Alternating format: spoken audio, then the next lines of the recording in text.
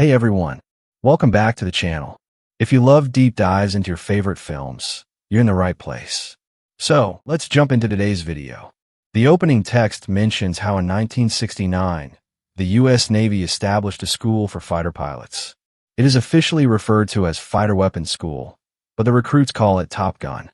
We see several recruits and Navy men on the ships where the pilots take off or make their returns. Captain Pete, Maverick, Mitchell rides his motorcycle to a base where he is set for a scramjet flight demonstration, but he is told that Rear Admiral Chester Hammer Kane is on his way to shut the program down to redirect funds elsewhere. Not feeling deterred, Maverick takes the jet just as Kane arrives, and he flies it into the sky, taking it past its original Mach 9 projection and hitting Mach 10, to the delight of the crew. However, Maverick tries to take it faster and ends up wrecking the jet, but he manages to eject in time. Kane chews Maverick out for his actions, but while he wants to have Maverick grounded, Kane instead informs him that he has been called back to NAS North Island by his former rival Admiral Tom Iceman Kazansky. Maverick heads to the base to meet Vice Admiral Bo Cyclone Simpson and Rear Admiral Solomon Warlock Bates. Cyclone makes it clear that he doesn't see in Maverick whatever Ice sees in him, but he informs Maverick of the task at hand. A rogue nation is operating a uranium facility, and Maverick must teach a new group of recruits to find a way to make it to the base and bomb it. Maverick goes to a bar where he reunites with Penny Benjamin, an ex-girlfriend that he left a while ago, which pissed off her admiral father. She bears no ill will toward Maverick, but she ends up making him pay a round for everyone at the bar. At the same bar, the new class of pilots are there to drink. Among them is hotshot Jake, Hangman Saracen, who sees himself as the most likely to lead the new class. There is also Natasha Phoenix Trace, Robert Bob Floyd, Ruben Payback Fitch, and Mickey Fanboy Garcia. Entering moments later is Bradley Rooster Bradshaw, son of Maverick's late best friend Goose. After Maverick's car declines, Penny has Hangman and Payback playfully throw Maverick out.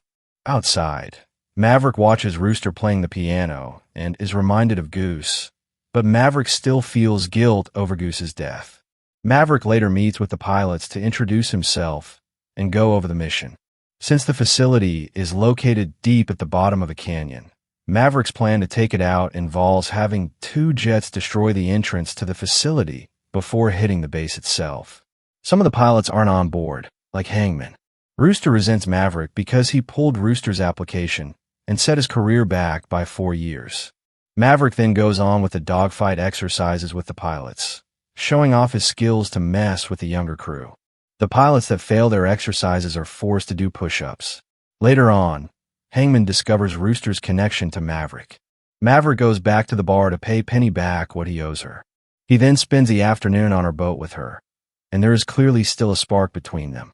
In the next round of exercises, Maverick explains to the pilots about how they may lose oxygen and consciousness if they fly too high, reminded them of how high and low they will need to go when they carry out their mission.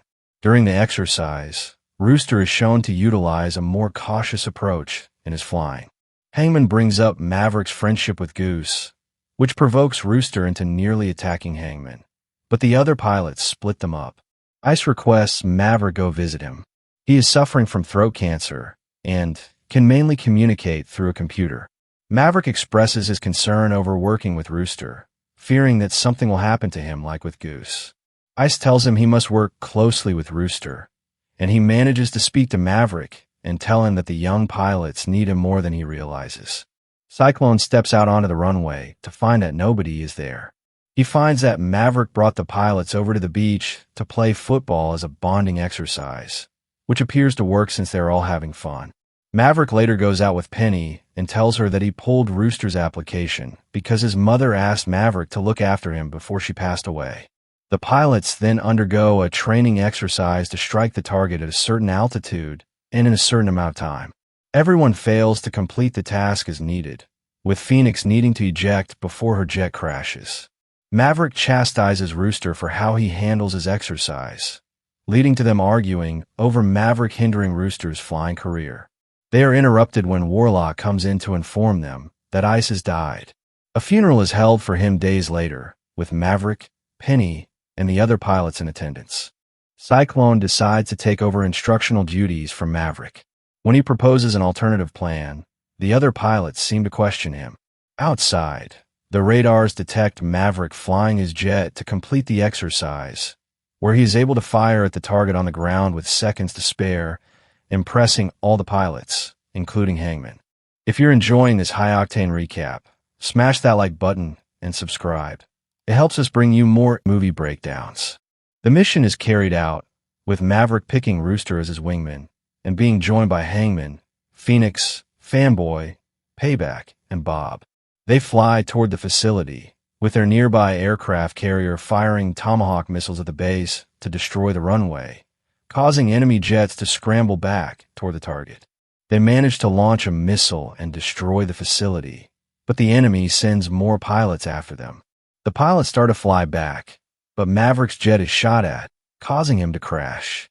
Rooster turns around and goes to save Maverick. A chopper begins firing at Maverick while he is on foot, but Rooster shoots it down just before his own jet is shot down, but he manages to eject himself in time. Maverick and Rooster reunite and devise a plan to get out of there. They spot an F-14 Tomcat and take control of it. They start to fly away and are pursued by enemy jets, leading to a dogfight. Although Maverick manages to take two of them out with bullets and flares, they run out of weaponry just as a third jet comes their way. Rooster is also unable to eject himself, so the two accept that they are about to die until Hangman comes through and destroys the last jet. Maverick and Rooster make it back to the carrier, where their crew congratulates them. Rooster and Hangman have a newfound respect for one another, while Rooster looks at Maverick the same way his father looked at him. During the end credits, Rooster helps Maverick work on a P-51 Mustang in Maverick's hangar. Penny shows up, and Maverick takes her for a flight in his plane. Rooster sets down a photo of himself and Maverick right next to an older photo of Maverick and Goose. That's the full story of Top Gun Maverick. Thanks for watching. If you enjoyed this recap, check out our other videos right here for more movie deep dives, and I'll see you in the next one.